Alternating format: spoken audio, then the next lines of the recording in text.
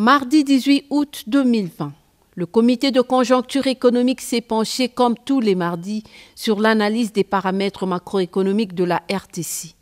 Quelques frémissements sur les marchés de change ont attiré l'attention du gouvernement central. C'est dans ce contexte que le Premier ministre Ilunga Ilunkamba a pensé, initié et concrétisé un pacte de stabilité du cadre macroéconomique, signé entre le gouvernement et la Banque centrale. Le gouvernement a pris l'engagement de veiller que les prix ne montent plus et que le prix du dollar ne monte plus, de manière à ce que chaque maman gagne puisse nous permettre de nourrir sa famille correctement et que les importateurs puissent importer pratiquement avec le même volume de francs congolais plutôt que de voir les taux de change monter chaque fois et que les prix de maïs, le prix de pain, le prix de riz sur le marché augmenter chaque fois. C'est ce que le gouvernement vise au travers de ces pactes.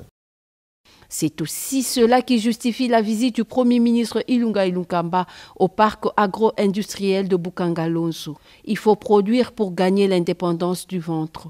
Constat désolant. L'infrastructure est dans un état de délabrement poussé. Il faut redonner vie à cet immense potentiel, donner du sens à cet investissement qui a mobilisé beaucoup de ressources publiques.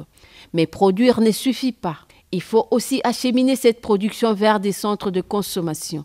C'est dans cette perspective que Ilunga Ilunkamba a lancé à Kenge l'exécution des travaux de cantonnage manuel des routes de desserte agricole. Une source de revenus pour les populations riveraines. Guimi Koulou, ministre du Développement rural.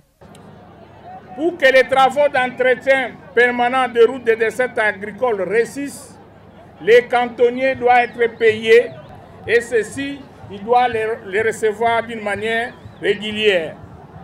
À ce titre, le ministère du Développement rural, avec l'OVDA, a prévu un cantonnier par kilomètre qui va exécuter pendant 3 mois dans la première phase.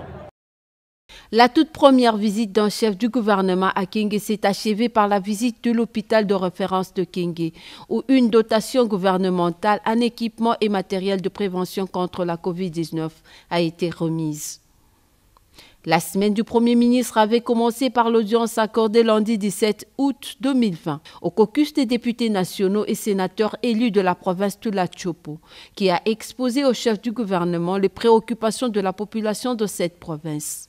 Il s'agit notamment de la problématique de l'instabilité des institutions, la question de l'indemnisation des victimes de la guerre de Kisangani, la situation sanitaire essentiellement, la prise en charge de la Covid-19.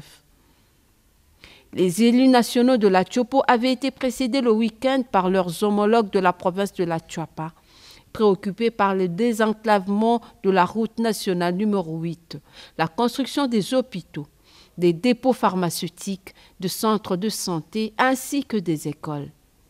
Pour toutes ces questions, le Premier ministre et les membres du gouvernement nous ont donné des réponses claires pour lesquelles certaines ont déjà été prises, d'autres sont en train d'être prises et pour les autres, les dispositions sont prises pour entrer en contact avec les ministres sectoriels.